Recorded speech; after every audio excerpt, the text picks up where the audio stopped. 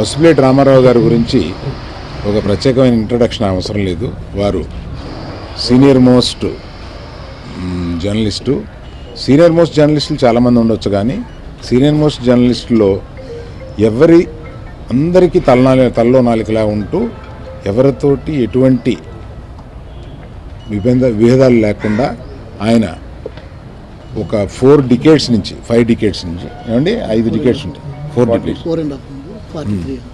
45 సంవత్సరాల నుంచి ఆయన జర్నలిస్ట్గా ఉంటూ ఈ ఇండస్ట్రీకి సేవ చేస్తూ ఉన్నారు. అటువంటి వారు మొన్న చిరంజీవి గారి 150 చిత్రం వస్తుందని ఒక బుక్ ప్రచురిద్దామని అనుకుంటున్నాను అంటే తప్పకుండా అలా చేయండి అని అన్నాను.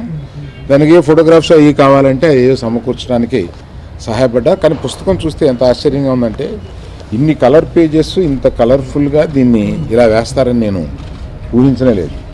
చూడడానికి చాలా ఆశ్చర్యంగా ఉంది. దీనికి చాలా గట్టిగానే ఖర్చు అయి ఉంటుంది అనుకుంటాను. సో చిరంజీవి గారి సినీ ప్రస్థానం నుంచి నేను పూర్తిగా చదవలేదు. బహుశా అన్ని కోణాలు ఈయన కవర్ చేసి ఉంటారని చెప్పి అనుకుంటున్నాను. ఇది యాక్చువల్గా మనం విజయవాడ గుంటూరు మధ్యలో జరిగిన మహాసభలో దీన్ని ఓపెన్ చేద్దామని అనుకున్నాము. కానీ అక్కడ ఉన్న ఆ రోజు ఒత్తిడిలో అది సాధ్యపడలేదు. అప్పటి నుంచి ప్రయత్నిస్తూ ఉన్నాము. సో ఈ సందర్భంగా ఆయనకి అభినందనలే కాకుండా మా కుటుంబం తరపున ఒక పుస్తకం ఇలా తీసుకురావడానికి ఈ ప్రయత్నానికి ఆయనకి మా కుటుంబం తరపున ధన్యవాదాలు తెలియజేస్తున్నాను. వారి గురించి కొత్తగా చెప్పాల్సింది ఏమీ లేదు. చెప్పాల్సింది ఏంటంటే అభిమానులందరూ చూడండి, ఈ పుస్తకం ప్రతి వాళ్ళ చేతిలోనూ ఉంటుందని నేను భావిస్తున్నాను. Thank you. పసుపులేటి రామారావు అంటే మన ఇండస్ట్రీలో అందరికీ ఎంత ప్రేమో తెలియాలంటే జస్ట్ ఈరోజు వచ్చిన పాత్రికేయ మిత్రులందరినీ చూస్తే అర్థమవుతుంది ఆయన ఎంత కావాల్సిన వాడు అందరికీ అని. రామారావు గారికి చిరంజీవి గారు అంటే ఎంత అభిమానం, చిరంజీవి గారికి కూడా రామారావు గారు అంటే అంత అభిమానం. 1-2 సందర్భాల్లో రామారావు గారి గురించి ఆయన చెప్తూ ఆయన బాబు బర్త్డే ఫంక్షన్కి అనుకుంటా వెళ్ళానది ఇదని చెప్పి ఆయన చెప్పడం జరిగింది చిరంజీవి గారు. చాలా అద్భుతంగా ఉంది ఈ పుస్తకం. నేను అనుకోలేదు అసలు. ఒకసారి ఈ తిరిగేస్తుంటే ఆ సినిమాలు ఆ స్టిల్స్ అవన్నీ చూస్తుంటే ఒకసారి మళ్ళీ 10th క్లాసు ఇంటర్మీడియట్కి వెళ్ళి ఎలా అయితే చిరంజీవి గారి సినిమాలకు వెళ్ళామో అప్పుడు మేము చూసిన స్టిల్స్ అన్నీ మళ్ళీ దీంట్లో చూస్తుంటే ఎలా ఉందంటే వెనకెళ్ళి ట్రావెల్ చేసినట్టుంది. థ్యాంక్ యూ రామారావు గారు. చిరంజీవి గారి అభిమానులు అందరూ కూడా ఈ బుక్లో ఈ స్టిల్స్ చూస్తే సరదాగా ఆ సినిమాకి వెళ్ళినప్పుడు మనకు జరిగిన సంఘటనలు మనం ఆ స్టిల్ చూసినప్పుడు చేసిన అల్లరి ఇవన్నీ గుర్తొస్తాయి. అంత బాగుంది పుస్తకం. ఆయన రాసిన ఈ పుస్తకంలో మెగా అంటే చిరంజీవి, చిరంజీవి అంటే స్వయం కృషి, ఈ ఒక్క పదం చాలు చిరంజీవి గారు. సరే అదొక పెద్ద అవార్డు. నిజంగా ఆయనతో ట్రావెల్ చేశాడు కాబట్టి ఆయన ఆ పదం రాయగలిగారు. ఆయన hats off sir. Thank you. Pasupuleti Ramarao గారు, నేను అసిస్టెంట్ డైరెక్టర్గా, మా అన్నయ్య మెగాస్టార్ చిరంజీవి గారు కోతల రాయుడు 3 కావాలప్పుడు ఆయన మాకు పిఆర్ఓ. అప్పటి నుంచి ఇప్పటి వరకు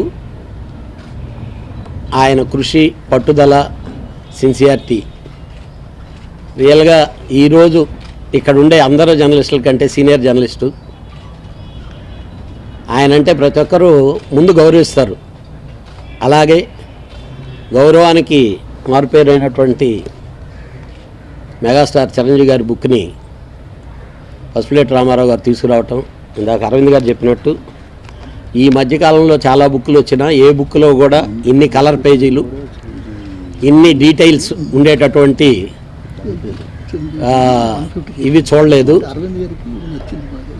ఇందాక మన వాళ్ళు అన్నట్టు బాస్ ఈజ్ బ్యాక్ అన్నారు, కాదు, boss is boss any time any year.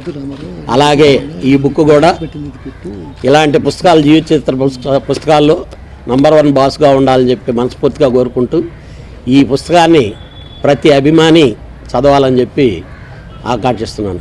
Thank you. ఈ పుస్తకం తీసుకురావడానికి కేవలం 25 రోజుల్లో తీసుకురావడం జరిగింది. అంటే నేను టీ కృష్ణ గారి పుస్తకాన్ని సార్కి అరవింద్ గారికి ఇవ్వడానికి వెళ్ళాను. రామారావు బాగుందాయా, చాలా బాగుందాయా, ఎప్పుడు ఎలా తీసుకొచ్చావు ఏంటి అంతా అడిగారు. సరే ఇలాగ అప్పుడు అన్నాను, సార్ అది 150 సినిమా వస్తుంది కదా, ఈ సందర్భంగా ఆ పుస్తకం కూడా తీసుకొద్దాం అనుకున్నాను చిరంజీవి గారి మీద అన్నాను. అయ్యో తప్పకుండా తీసిరా, నా సహకారం ఉంటుంది నీకు, నేను నీకు ఏ సహకారం చేయాలన్నారు.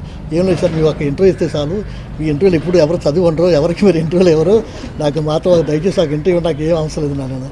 అప్పుడు సార్ ఇమీడియట్గా అయితే క్వశ్చన్స్ తీసిరా, నేను సీరియల్ ఇస్తాను అన్నారు.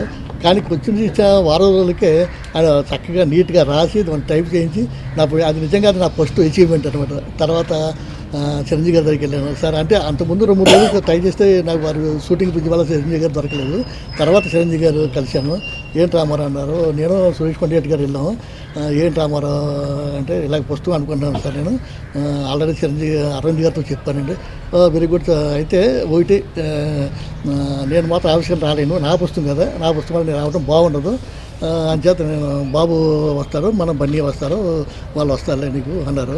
సరే ఇంకేంటి, ఇంకా నా నుండి నీకేం కావాలన్నారు. ఏమవుతుంది సార్, నాకు నా పుస్తకానికి పరిచయంగా ఒక ఇంటర్వ్యూ ఇవ్వండి, నాకు ఇంకేమవుతుందండి, నా పుస్తకం మాత్రం స్పష్టంగా వింటాను, వాళ్ళకి తప్పనిసరిగా ఇస్తాను, క్వశ్చన్స్ పంపించు, నేను రాసి ఇచ్చేస్తాను నీకు అని అన్నట్టుగానే ఆయన 3వ రోజుకే క్వశ్చన్స్ రాసి పంపించారు. అలాగే అరవింద్ గారి ఇంటర్వ్యూ రావటం, చిరంజీవి గారి ఇంటర్వ్యూ రావటం, ఈ రెండు నాకు ఫస్ట్ అచీవ్మెంట్గానే భావిస్తున్నాను. అలాగే దాసరి గారు, గురువు గారు దాసనారాయణ గారు కూడా ఆయన ఇంతవరకు రాయని విధంగా ఒక ఆర్టికల్, బ్రహ్మాండమైన ఆర్టికల్ లాగా చిరంజీవి గారి మీద ఆర్టికల్ కావాలి సార్ అంటే అడిగానే నా మాట కాదనుకోండి, చాలా బ్రహ్మాండమైన ఆర్టికల్ రాసిచ్చారు. ఈ 3 ఆర్టికల్స్ రాసు ఈ పుస్తకానికి చాలా హైలైట్గా భావిస్తున్నాను. అలాగే అరవింద్ గారు నాకు ఈ నైతికంగాను అన్ని విధాలుగాను, సాధారణంగా అరవింద్ గారు పట్టుకోవటం అనేది చిరంజీవి గారు ఇప్పుడు సరదాగా నాతో అన్నారు, ఏమయ్యా అరవింద్ గారు ఆయనకు అవసరమైతే నాకు ఫోన్ చేస్తారు తప్ప మనం చేసి దొరకరయ్యా అన్న సరదాగా ఎప్పుడు చాలా రోజులకి ఎంత సరదాగా అన్నారు. నిజంగా కానీ నాకు మాత్రం ఏంటో ఆ దేవుడు వల్ల, ఆయన నాకు మంచి మనసు వల్ల ఎప్పుడు ఫోన్ చేసినా పాపం నాకు రిప్లై ఇస్తూ నా మీద ఉన్న అభిమానం, గౌరవం కావచ్చు, ఏదైనా కావచ్చు చేసి ఎప్పటికప్పుడు ఎలా చేస్తున్నావు, ఏం చేస్తున్నావు, ప్రతిదీ ఆయనకి ఇన్ఫర్మేషన్ చెప్పేవాడిని. పొద్దున్న ఫోన్ చేసి ఆయన కూడా నాకు సమాధానం చెప్పేవారు. అనే విధాలుగా సరే టైటిల్ విషయాలు నాకు చెప్పు ఏం టైటిల్ పెడుతున్నావు అని మాత్రం చెప్పారండి. నేను సరే ఒక 10 టైటిల్స్ అనుకున్నాను. అలాగే వినాయకరావు గారు, ఆంధ్రజ్యోతి వినాయకరావు గారు కొన్ని టైటిల్స్ చెప్పారు, మా సురేష్ కొండేటి గారు 2-3 టైటిల్స్ చెప్పారు, పులగం చంద్రనారాయణ గారు 2-3 టైటిల్స్ చెప్పారు. సరే చెప్తే ఏం బాగోలేదు రామారావు, వేరే ఏదైనా చెప్పు అన్నారు. సరే ఇదివరకు పుస్తకం 4 ఏళ్ళ క్రితం పుస్తకం వేశాను చిరంజీవి ఇదే టైటిల్ తోటి. అయితే ఆ పుస్తకానికి దీనికి ఎక్కడ సంబంధం ఉండదు. ఇందులో పూర్తిగా ఇది సీనియర్ జర్నలిస్టుల ఒక ఆర్టికల్స్, ఇంటర్వ్యూలు, బాగా మద్రాసు జర్నలిస్టులు, ఇక్కడ కొంతమంది జర్నలిస్టులు వాళ్ళు చేసిన ఇంటర్వ్యూలు కానీ ఆర్టికల్స్ కానీ ఇందులో పెట్టి కదా. టైటిల్ మాత్రం ఆ పాత పుస్తకాన్ని పెట్టి టైటిల్ చెప్పగానే అరవింద్ గారు చాలా బాగుంది, కొంచెం చిన్న మార్పు చేసి ఆ టైటిల్ పెట్టేసి అన్నారు సార్. దాంతో మళ్ళీ అదే టైటిల్ నాకు కూడా ఆ టైటిల్ మీద చాలా ఇష్టంగా ఉంది. ఆ టైటిల్ సరిపోయి ఎత్తుకొచ్చాను. దానికి మాత్రం ఆ టైటిల్కి ముందుగా కొంచెం 150 అని చేర్చాను అంతే. టైటిల్ పాతదే కానీ మ్యాటర్ మాత్రం ఎటువంటి సంబంధం ఉండదు. ఇందులో ఉన్న సీనియర్ జర్నలిస్టులు, కొంతమంది ముఖ్యులు అభిప్రాయాలు అంటే ఉన్న టైంలో 25 రోజులే ఉంది. 25 రోజులు పుస్తకాలు తీసుకురావటం అయింది. తర్వాత ఇంకో తమ్ముడు ఏంటంటే చెప్పుకోవాల్సిన ముఖ్యంగా నేను చెప్పుకున్న తమ్ముడు సాక్షి శివ. తమ్ముడు ఇలా బుక్ అయిపోతున్నాను, టైం కూడా లేదు, నేను ఎవరిని అడగలేను, నువ్వు నాకు కొంచెం స్టిల్స్ నాకు అందజే తమ్ముడు అడిగాను. 200 స్టిల్స్ పెన్ డ్రైవర్లో తయారు చేసి అడిగిన 3వ రోజే నాకు పంపించేసారు తమ్ముడి చేత. నిజంగా తమ్ముడికి చాలా చాలా థ్యాంక్స్ చెప్పుకుంటున్నాను సభాముఖంగా. సరే ఇంకా ఈ పుస్తకం సంబంధించిన విశేషాలు అయ్యి అదే చిరంజీవి గారికి నాకు అనుబంధం అంటే అది చిన్న ఇన్సిడెంటు. అప్పుడు నేను విశాలంధ్రలో పనిచేసేవాడిని. విశాలంధ్రలో పనిచేసేటప్పుడు ప్రాణం గారి సినిమా చూశాను. చూసి విశాలంధ్రలో ఆయన చిరంజీవి గారి యాక్టింగ్ అది చూసి ఒక ఆర్టికల్ రాశాను. అది నేను ఇంకా ఆయన చూస్తారో చదువుతారని అనుకోలేదు. కానీ నేను ఆంధ్ర క్లబ్లో మద్రాసు ఆంధ్ర క్లబ్లో టిఫిన్ చేసి వస్తుంటే చిరంజీవి గారు కూడా టిఫిన్ చేయడానికి ఆంధ్ర క్లబ్కి వస్తున్నారు. సార్ మీరేనా పసుపెట్టి రామారావు అన్నారు. అవునండి అన్నాను. అలాగే విశాలందరూ మీరు రాసిన ఆర్టికల్ చదివాను, చాలా బాగుంది, రండి మళ్ళీ టిఫిన్ చేద్దామని లాడ తీసుకెళ్ళి అది అక్కడి నుంచి తర్వాత విశాలందరూ ఆంధ్రజ్యోతికి వెళ్ళటం, జ్యోతిలో పనిచేయటం.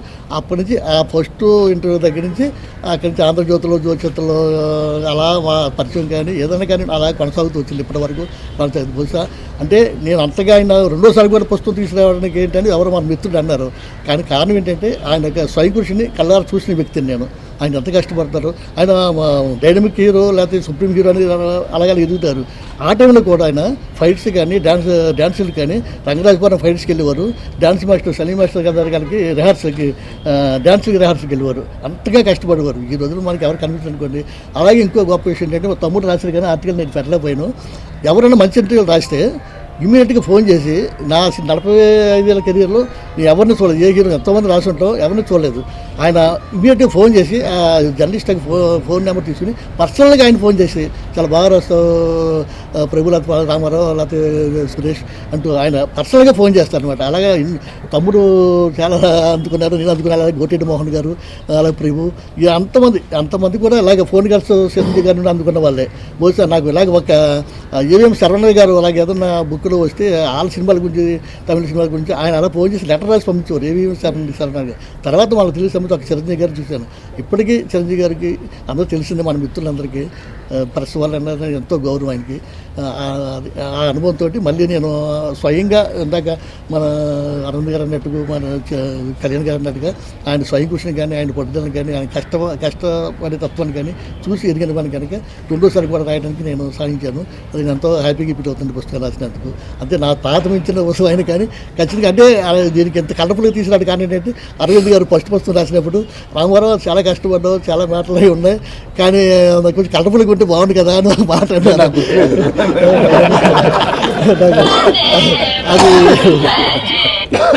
అది మనసులో పట్టింది. నిజమే, నిజంగా మెగాస్టార్ బుక్ చేసినప్పుడు ఎంత కలర్ఫుల్గా, ఎంత కాస్ట్లీగా, అందంగా ఉంటుంది కదా. సరే ఏదో అయిందని మొత్తం మీద అప్పుడు దాదాపు మొత్తం పుస్తకాన్ని కలర్ఫుల్ తీసుకొద్దాను కాదు, కానీ నాకు బడ్జెట్ కానీ భయం వేసి సరే మాకు 120 పేజీల వరకు కలర్ తీసుకొచ్చానండి. 216 పేజీలు బ్లాక్ అండ్ వైట్ తీసుకున్నాను. మొత్తం 340 పేజీలు బహుశా ఇంత పుస్తకాన్ని ఎవరు తీసుకొచ్చుకుంటారు. అది ఎంతో హ్యాపీగా ఫీల్ అవుతున్నారు. మరొకసారి చంద్రబాబు గారు వచ్చారు, వారికి చాలా ఆనందంగా ఉంది. అలాగే కళ్యాణ్ గారు వచ్చారు, ముఖ్యంగా మా అరవింద్ గారికి మరీ చాలా థ్యాంక్స్. అందరు నమస్కారం. బహుశా రామారావు గారి వయస్సు మా నాన్నగారి కన్నా చాలా పెద్ద. ఆయన ఎక్స్పీరియన్స్ ఒక 40 సంవత్సరాలు మించి ఉంది. నా వయసు కానీ, నా ఎక్స్పీరియన్స్ కానీ ఆయన ముందు లేదా ఆయన పక్కన కూర్చొని ఆయన గురించి మాట్లాడే అంత ఇది లేదు నాకు. బట్ ఆయన పేరు చెప్పగానే అరవింద్ గారు నేను ఖచ్చితంగా వస్తాను అని చెప్పి వచ్చాను. కేవలం ఆయన ఒక ఇన్స్పైరింగ్ పర్సనాలిటీ, మా నాన్నగారి గురించి ఇలా రాయడం అనేది నిజంగా మా ఫ్యాన్స్ అందరూ తిరిగి వినయ్ గారు చెప్పినట్టు ఆ రోజులు కానీ అవన్నీ గుర్తు తెచ్చుకుంటారు. బట్ ఇన్స్పిరేషన్ అంటే ఒక ఫీల్డ్లో నెంబర్ 1 అవ్వడం ఎలాగా, లేకపోతే అయ్యే వాళ్ళని చూసి అందరూ ఎలాగైనా ఇన్స్పైర్ అవ్వచ్చు. ప్రతి ఫీల్డ్లో ఒక నెంబర్ 1 వ్యక్తి ఉంటాడు. అలాగే నాకు తెలిసి ఆంధ్రప్రదేశ్, తెలంగాణలో నెంబర్ 1 జర్నలిస్ట్ ఎవరంటే అది పసుపేటి రామారావు గారి పేరే చెప్పారు. అది నేను ఎప్పుడో చిన్నప్పుడు మెడ్రాస్ నుంచి హైదరాబాద్కి వచ్చిన తర్వాత ఫస్ట్ పేర్లు, అసలు జర్నలిస్టుల పేర్లు వినేటప్పుడు ప్రభు గారిది, దాని తర్వాత నా ఊహ వచ్చిన తర్వాత ప్రభు గారిది, సురేష్, దాని తర్వాత రామారావు గారి పేర్లే విన్నాను. అండ్ వాళ్ళిద్దరూ మాట్లాడే వ్యక్తి రామారావు గారి గురించి. సో ఆయన ఫీల్డ్లో నెంబర్ 1 ఎలా అయ్యారు అనేది వాళ్ళ అరవింద్ గారు చెప్పినట్టు కనిపిస్తుంది. వాళ్ళ అందరు జర్నలిస్టులు నిజంగా మాకు ఎలా ఇన్స్పిరేషన్ అంటే మా ఫీల్డ్లో కూడా బహుశా మాకు అంత వయసు వచ్చినప్పుడు అవార్డులు రివార్డులు కాకుండా కేవలం ఇలాంటి ఒక అకేషన్ అని, ఫ్రెండ్షిప్ ఇలాంటి సందర్భం వచ్చినప్పుడు ఇంతమంది వస్తారా, వచ్చేటట్టు ఎలా ఉండాలి, మన ప్రవర్తన కానీ, మన బిహేవియర్ కానీ, ఆయన ఆప్యాయంగా ఎలా ఉంటారనేది అవి నేర్చుకోవడానికి నాకు చాలా ఇన్స్పైరింగ్గా అనిపించారు వాళ్ళు. సో రామారావు గారు ఇవాళ మీరు నాన్నగారి గురించి మళ్ళీ రాయడం అనేది, మొన్న ఆ ఫంక్షన్ కూడా నేను వచ్చాను అండ్ నాగేశ్వర గారితో చేశారు. వాళ్ళు మళ్ళీ బ్యూటిఫుల్గా ఉన్నాయండి పిక్చర్స్ అండి. చిన్నప్పుడు నేను చూడని కొన్ని నా గురించి కూడా కొన్ని పిక్చర్స్ ఉన్నాయి, అవి నేను కూడా చూడలేదు. ఎలా సంపాదించారో మీరు ఇలాంటి ఫొటోస్. డెఫినెట్గా ఇది మా లైబ్రరీలో నెంబర్ 1 బుక్గా ఉంటుంది. అండ్ ఐ హోప్ మా ఫ్యాన్స్ అందరూ ప్లస్ మీరు అందరూ కూడా ఖచ్చితంగా కొనండి. అండ్ మీరు ఎప్పుడు చూసిన ఆయన మళ్ళీ గుర్తు తెచ్చుకునేలాగా ఉంటాయి ఈ book. So thank you Ramarao గారు. మా హోల్ కుటుంబ చూస్తుంటే మా హోల్ ఫ్యామిలీ తరఫున, నాన్నగారి తరఫున మీకు ప్రత్యేకంగా థ్యాంక్ యూ సో మచ్.